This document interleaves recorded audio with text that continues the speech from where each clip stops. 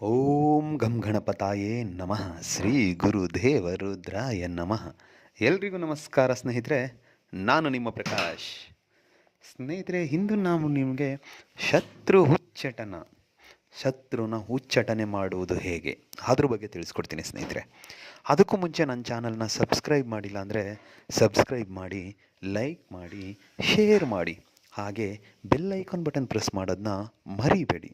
ಹೇಗೆ ಅಂದರೆ ಮುಂದೆ ನಾನು ಏನು ವೀಡಿಯೋಸ್ ಬಿಡ್ತೀನಿ ಅದೆಲ್ಲರಿಗಿಂತ ಮುಂಚೆ ನಿಮಗೆ ಬಂದು ಸೇರುತ್ತೆ. ಸ್ನೇಹಿತರೆ, ಮೊದಲನೆಯದಾಗಿ ನಿಮಗೆ ಶತ್ರುವಿನ ಹೆಸರು ಗೊತ್ತಿರಬೇಕು. ಅವರ ಹೆಸರು ಗೊತ್ತಿದ್ದರೆ ಹೆಸರಿನ ಮೇಲೆ ಉಚ್ಚಾಟನೆ ಮಾಡ್ಬೋದು. ಮತ್ತು ಎರಡನೆಯದಾಗಿ 21 ಕರಿಮೆಣಸು ಬೇಕಾಗುತ್ತೆ.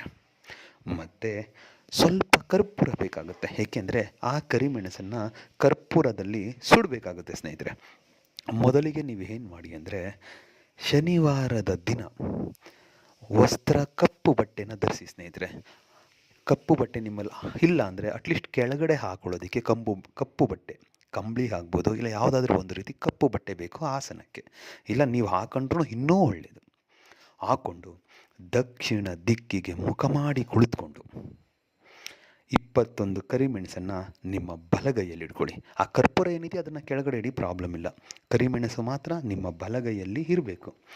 ನಿಮ್ಮ ಬಲಗೈಯಲ್ಲಿ ಹಿಡಿದುಕೊಂಡು ನಾನಿವಾಗ ಏನು ಮಂತ್ರ ಕೊಡ್ತೀನೋ ಆ ಮಂತ್ರನ ನೀವು 108 ಸಾರಿ ಪಠನೆ ಮಾಡಿ. 108 ಸಾರಿ ಪಠನೆ ಮಾಡಿ ಆದ ಮೇಲೆ ಆ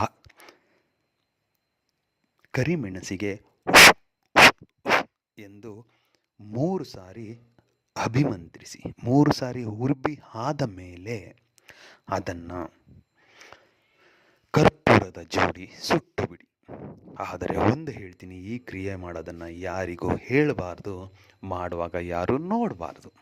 ಇಷ್ಟನ್ನು ಮಾಡಿದ್ದೇ ಆದಲ್ಲಿ ನಿಮಗೆ ಖಂಡಿತ ರಿಸಲ್ಟ್ ಸಿಗುತ್ತೆ. ಸೊ ನೀವು ಕೈಯಲ್ಲಿ ಕರಿಮೆಣಸನ್ನು ಹಿಡ್ಕೊಂಡು ಹೇಳಬೇಕಾಗಿರೋ ಮಂತ್ರ ಹೀಗಿದೆ: ಓಂ ಗಂ ಗಣಪತಾಯೇ ನಮಃ ಮಂ ಶತ್ರು ಉಚ್ಚಟನ ಕುರು ಸ್ವಾಹ ಓಂ. ಮಂತ್ರ ಇನ್ನೊಂದು ಸಾರಿ ಹೇಳ್ತೀನಿ ನೋಡಿ ಸ್ನೇಹಿತರೆ. ಓಂ ಗಂ ಗಣಪತಾಯೇ ನಮಃ ಮಂ ಶತ್ರು ಉಚ್ಚಟನ ಕುರು ಸ್ವಾಹ ಓಂ. ಇದನ್ನು 108 ಸಾರಿ ಪಠಿಸಿ, ಕರಿಮೆಣಸಿಗೆ 3 ಸಾರಿ ಊದಿ ಕರ್ಪೂರದಲ್ಲಿ ಸುಡಬೇಕು. ಇದನ್ನು ಮಾಡಿದ್ದೇ ಆದಲ್ಲಿ ಶತ್ರು ಉಚ್ಚಟನೆ ಒಳಗಾಗೋದ್ರಲ್ಲಿ ಯಾವುದೇ ರೀತಿಯ ಮಾತಿಲ್ಲ, ಖಂಡಿತ ಆಗುತ್ತೆ. ಮಾಡಿ, ಎಲ್ಲರಿಗೂ ಒಳ್ಳೆಯದು.